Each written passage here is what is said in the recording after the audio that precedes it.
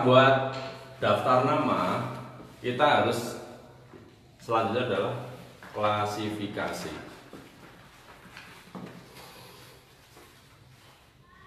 Kriteria orang-orang yang mau kita ajak bisnis itu yang bagaimana. Jadi kalau saya di awal, karena saya membangun bisnis, saya mencari orang yang memang suka bisnis. Orang yang pertama apa? Yang pertama dia harus punya duit. Dari awal saya udah lihat orang itu punya duit enggak? Nggak bisa. Ibarat kita pasukan kavaleri, pasukan jalan kaki ibaratnya. Ya jangan nyari pasukan kavaleri, harus nyari infanteri ya, jalan kaki. Kita harus nyari pasukan yang kavaleri, yang punya kendaraan, yang punya duit. Jadi yang pertama, kalau dari dulu aku ya nyari orang yang punya duit. Karena apa? Karena kita mau bisnis dulu. Suka nggak suka bisnis itu kita harus punya modal.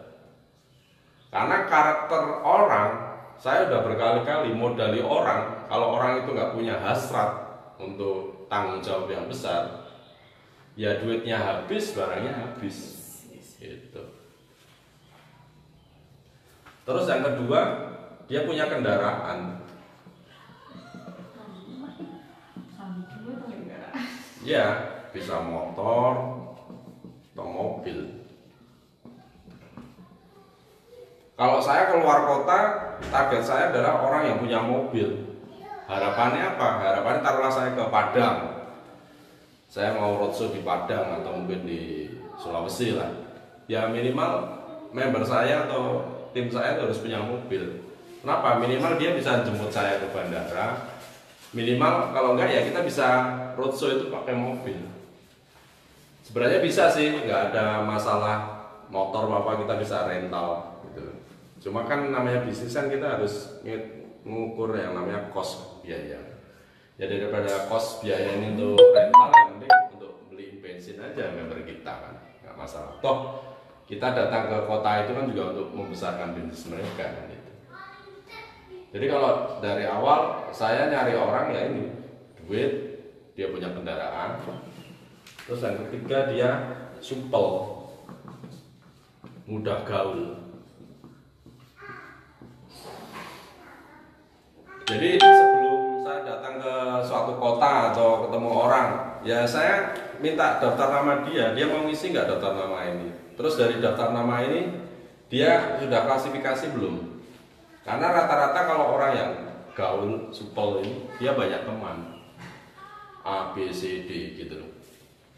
Saat ini saya suka wanita usia antara 25 tahun sampai 40 tahun. Target saya. Kalau ada yang di bawah ini yaitu pengecau. Pria gimana Pak? Ya pria saya senang, cuma saya saat ini lebih senang presentasi perempuan, wanita usia 25 sampai 40 tahun. Harus leader nggak Pak? ML leader? Enggak. Saya malah bukannya antipati, cuma saya agak menghindar lah leader. Kenapa? Karena leader itu kadang ya ada yang kecewa, ada yang mungkin merasa dia pinter, jadi dia tuh kadang ya besar kepala aja. Kecuali kalau dia mau nurut sama kita ya ayo, cuma kalau dia udah dari awal udah besar kepala, sangat susah kita membangun hubungan. Terus yang keempat, tokoh masyarakat.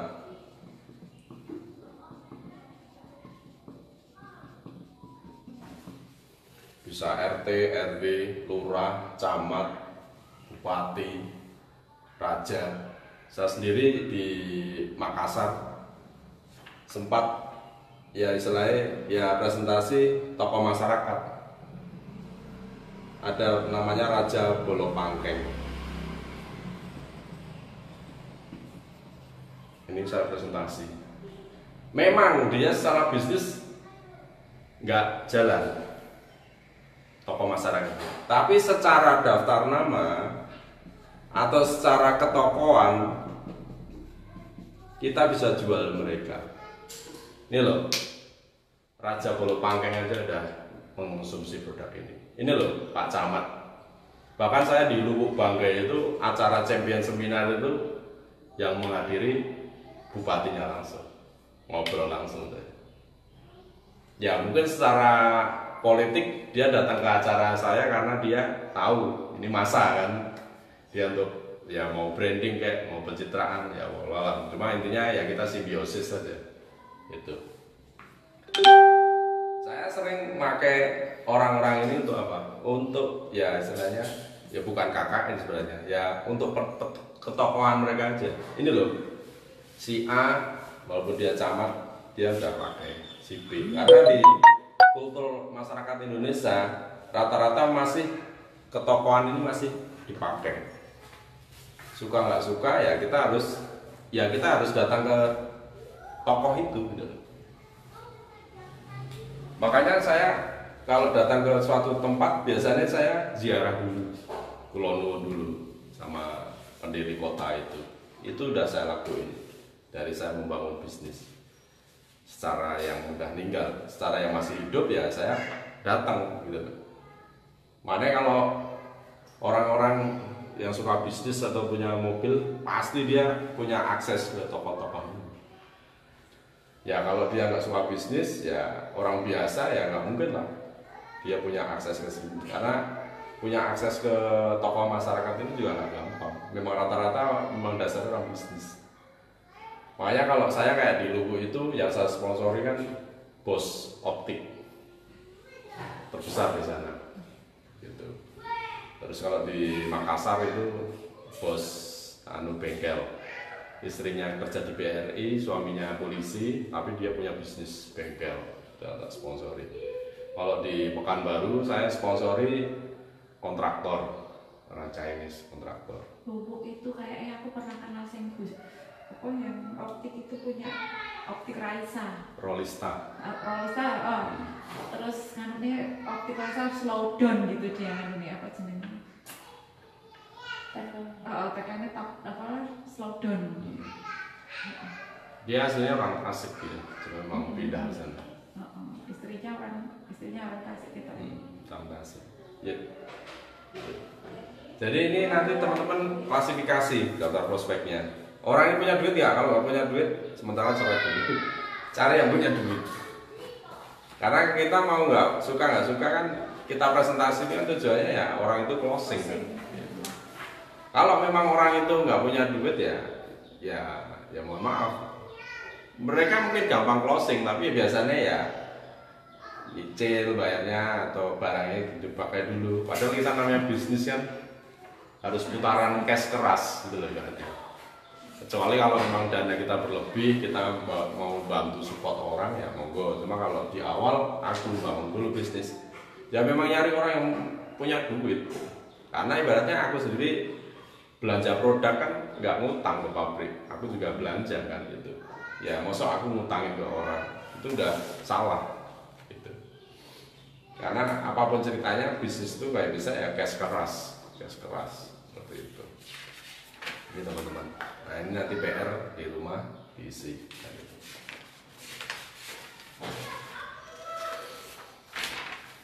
Oke, terus selanjutnya kita ada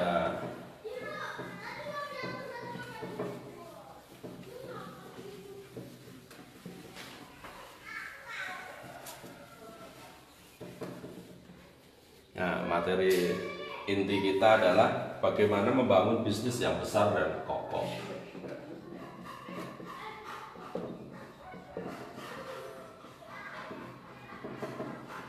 Jadi semua bisnis itu sebenarnya udah bisa kita analisa. Kalau di Magelang kita bisa belajar kerajaan bisnisnya Armada kan. Dari hulu hilir dia ada. Dari istilahnya dari BPR-nya ada, dari kontraktornya ada. Finance ada seperti itu. Ya, kalau kita di bisnis MLM, yang pertama kita harus tahu berapa sih jumlah member kita.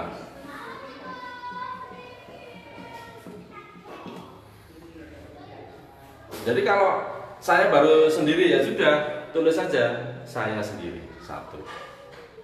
Tapi mau nggak mau, suka nggak suka, ya kita harus memperbanyak member kita, gitu loh. Karena apapun di bisnis itu berlaku 5% 10%. Dari total member kita taruhlah 1000, paling yang jalan tuh 5 sampai maksimal 10%. Itu udah bagus. Kalau sampai 50% jalan, wah itu top mantap top. Tapi sepanjang hidup saya, sepanjang saya belajar sama upline saya dulu, nggak ada bisnis 50% dari total member kita itu jalan. Bisnis. Paling 5 sampai 10%. 10% aja udah top market top. Jadi kalau kita pengen punya member kita 100 yang aktif, ya minimal kita punya 1000. Seperti itu. Yang pertama berapa jumlah member kita, terus yang berapa jumlah member yang aktif. Nah, kalau yang aktif ini hitungannya 5 sampai 10%. Gitu. Terus berapa jumlah member yang bisa presentasi? Gitu. Oke, di awal kita mungkin dibantu lah sama upline kita. Kadang ada pertanyaan, Pak, upline saya kan di luar Jawa, luar daerah. Gampang, sekarang kan ada yang namanya video call. Jadi tinggal kita telepon, kita video call aja. Nanti biarkan upline kita yang presentasi. Tapi itu biasanya kalau saya pribadi maksimal 3 kali untuk presentasi. Kenapa? Karena yang diomongin ya cuma itu aja. Saya sendiri mau ketemu 2 orang, mau ketemu 5 orang, mau ketemu 100 orang, mau ketemu 1000 orang, yang tak omongin cuma itu aja. Cuma beda tempat aja. Makanya energi saya mau ketemu 2 orang, 10 orang, 100 orang sama aja. Kayak hari ini pun cuma mungkin kita bertiga, tapi ya energi saya sama, keringetnya sama, ngocehnya sama, tapi ya intinya disinilah saya belajar. Semakin saya semakin mandiri, bisnis saya akan semakin besar. Terus karena kita bisnis produk, kita harus tahu berapa jumlah member kita yang konsumsi produk. Konsumsi. Di sini ada Mbak Tina. Mbak. Oh, ada. Kok saya ditulis?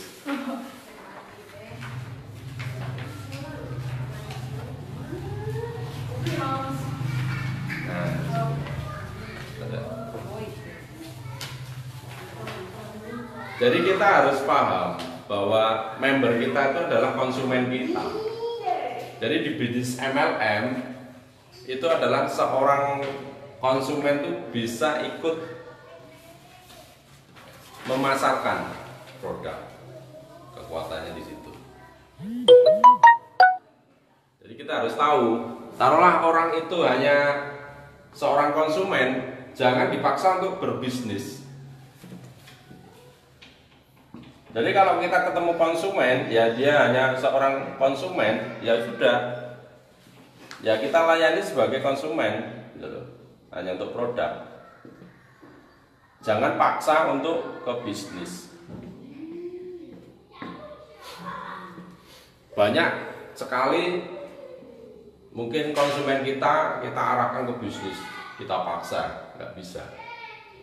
Ya kalau dia memang konsumen, taruhlah kita punya, kalau kemarin di Salatiga kan isinya terapis. Saya ngomong, dari orang-orang yang Anda terapis itu, manfaatkan hanya untuk sebagai konsumen dan sebagai testimoni. Jadi kita foto dia atau kita video mereka tentang kesaksian testimoni mereka. Tugas konsumen hanya seperti itu, sebagai menghasilkan video dan konsumsi produk, bukan ke arah bisnis. Kalau ke bisnis ya memang orang-orang yang suka bisnis. Terus yang kelima, berapa jumlah member kita yang ikut training?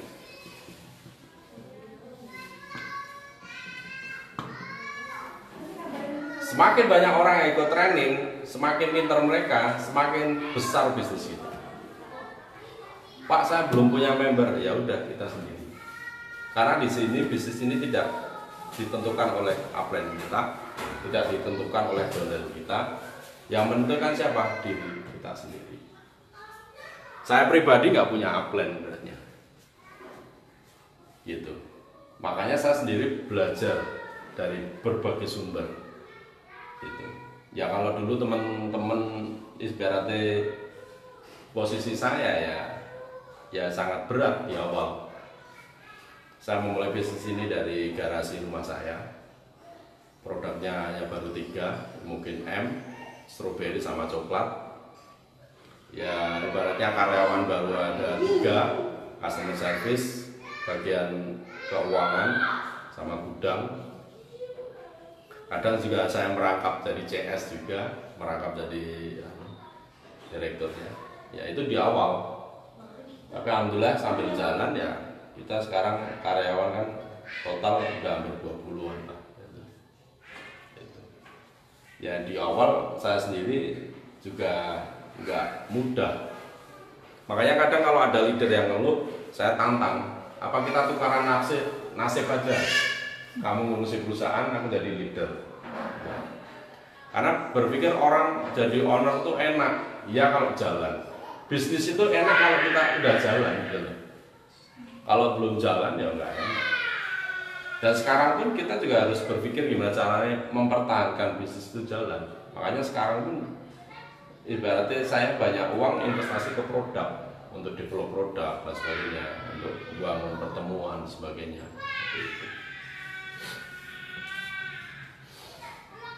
Terus yang keenam, berapa jumlah member yang baca buku? Kenapa sih kita harus baca buku? Kita ada buku kayak Freedom is Not Free, ini buku bagus. Terus ada buku IBA, panduan dan sebagainya. Seperti itu. Kenapa kita harus baca buku ya? Kita tahu lah, buku kan jendela dunia kan. Karena saya lebih suka nyponsori orang yang suka baca buku. Ya taruhlah nggak suka baca buku ya berarti dia harus suka nonton YouTube. Atau dia ikut training, sama aja lah. Gitu. Terus yang ketujuh, berapa jumlah member yang ngadain home sharing? Ya kayak ini kan hari ini kita home sharing kan, training. Ya kalau baru member kita 1-2 orang yang ada di home sharing, kalau nanti udah berkembang, ada kalanya ya kita adain di tempat yang lebih besar kan. Terus yang ke-8, jumlah member yang ikut FB, IG, YouTube, marketing.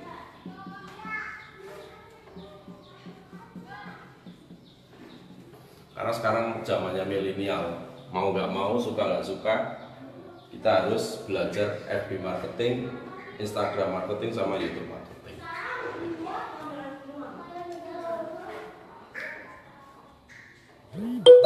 Terus yang selanjutnya ya kita harus punya buku impian kita apa.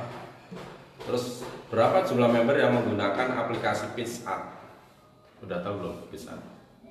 Ya, jadi kita nanti sediain frame-frame kayak undangan semalam di sini kan, itu kan aku ngedit pakai PitchAd aja. Jadi kita bisa buat undangan sendiri. Karena kadang kalau kita nunggu yang buat kantor, kita sih sediain kantor. Cuma ya kadang namanya kantor kan kerjaannya banyak. Jadi kalau hanya kelas-kelas yang home sharing atau ngopi itu istilah di luar table talk. Kalau di kita namanya ngopi, ngobrol perkara mobil. Itu bisa kita edit sendiri gitu. Terus berapa jumlah member yang menjadi stokis? Kenapa harus jadi stokis?